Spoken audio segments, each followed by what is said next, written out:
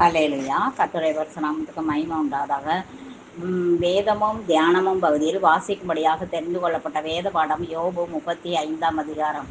யோபு 35ஆம் அதிகாரம். ஹல்லேலூயா. ஸ்தோத்திரிக்கிறோம் கர்த்தாவே. நன்றி ஆண்டவரே. நேற்றைய தினத்தில் எழிவு பேசினதை நாம் வாசித்து தியானித்தோம். இன்றைய தினத்திலும் அந்த எழிவுவே மறுத்தரமாக பேசிக்கொண்டே இருக்கிறார்.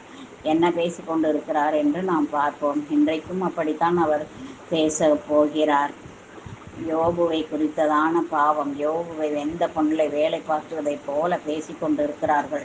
என் நீதி தேவனுடைய நீதியை பார்க்கலும் பெரிதென்று நீ சொன்னது நியாயம் என்று எண்ணுகிறீரோ?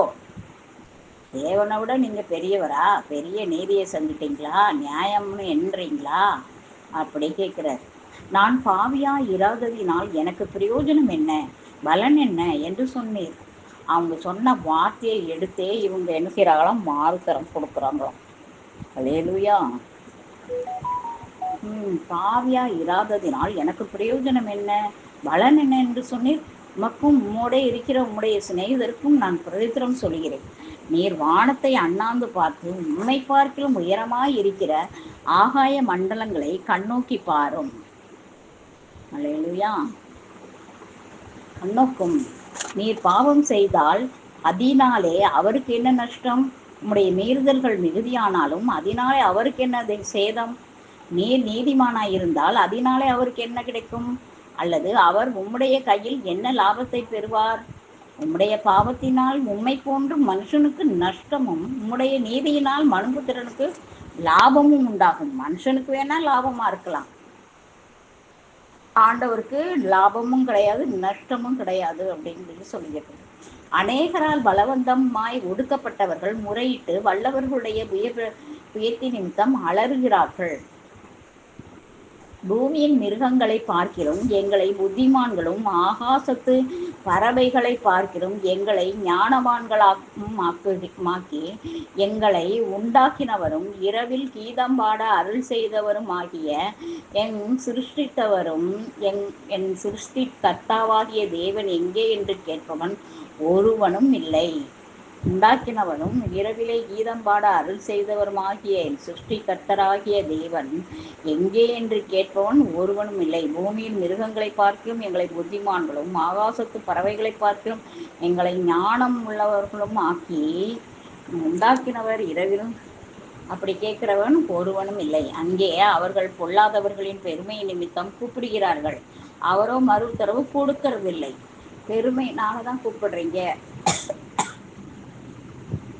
தேவன் வீண் வார்த்தைகளுக்கு செவிகொடார், சர்வ வல்லவர் அதை கவனியார்.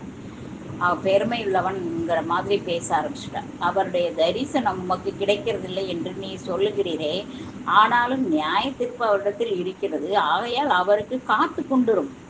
அப்போது அவருடைய கோபமானது நியாயத்தை முற்றிலும் விசாரியாது. அவர் இன்னும் ஒன்றையும் குறையற்ற விதமாய் தீர்க்கவில்லை. ஆகையால் யோபு வீணாய் தம்முடைய வாயை திறந்து அறிவில்லாமல் வார்த்தைகளை மிகுதியாய் வசனிக்கிறார் என்றான். அல்லேலூயா. இங்கேயும் ஒரே குத்தலான பேச்சு தான். நீ நீதிமான் சொல்றீங்க, உனக்கு பாவம் இல்லைன்னு சொல்றீங்க. ஆண்டவர் பாவிகளை விட்டு விடுகிறவர் அல்ல.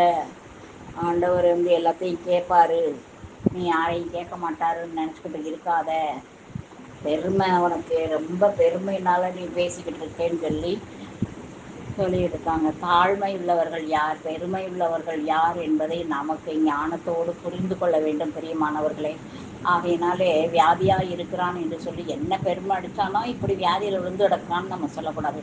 விழுகும்போது ஆண்டவர் அவரை 7 தரம் எழுப்புகிற தேவனாக இருக்கிறார் பிரியமானவர்களே. அல்லேலூயா.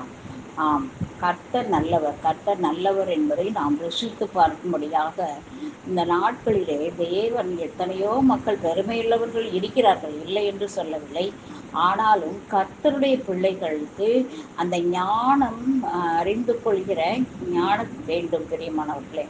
அப்பேற்பட்ட ஞானத்தினாலே நிரப்பப்பட்ட பிள்ளைகளாக நாம் காணப்பட வேண்டும். அல்லேலூயா. கர்த்தர் நல்லவர் என்பதை ருசித்து பாருங்கள். அல்லேலூயா. ஆமேன். கர்த்தர் நல்லவர். அல்லேலூயா. கர்த்தருடைய கிருபை என்றும் உள்ளது. அலேலுயா, கர்த்தர் நல்லவர். அலேலுயா, கர்த்தர் நம்மை நீதி செய்கிற தேவன், நியாயம் விசாரிக்கிற தேவனாக வர இருக்கிறார். அது உண்மைதான். ஆனாலும் நாம் மனசாட்சியின்படி உண்மையும் சமமாக இருக்கும் பொழுது அவருடைய ரகசிய வருகையிலேயே நாம் பறந்து போய்விடுவோம் பிரியமானவர்களே.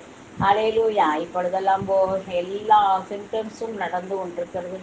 தேவனை நோக்கி நாம் காத்திருப்போம். தேவனே, என்னை எடுத்துக்கொள்ள வாரும், என்னை எடுத்துக்கொள்ளும், நான் அதற்கு தகுதிப்படுத்தும், பரிசுத்தப்படுத்தும் என்று நாம் கெஞ்ச வேண்டும். அநேக ஆயிரம் ஆத்துமாக்களை தேவனிடத்திலே கொண்டு வந்து சேர்க்க வேண்டும் பிரியமானவர்களே. அல்லேலூயா, சோத்திரம். கர்த்தர் நம்மை ஆசீர்வதிப்பாராக. அல்லேலூயா, சோத்திரம், சோத்திரம்.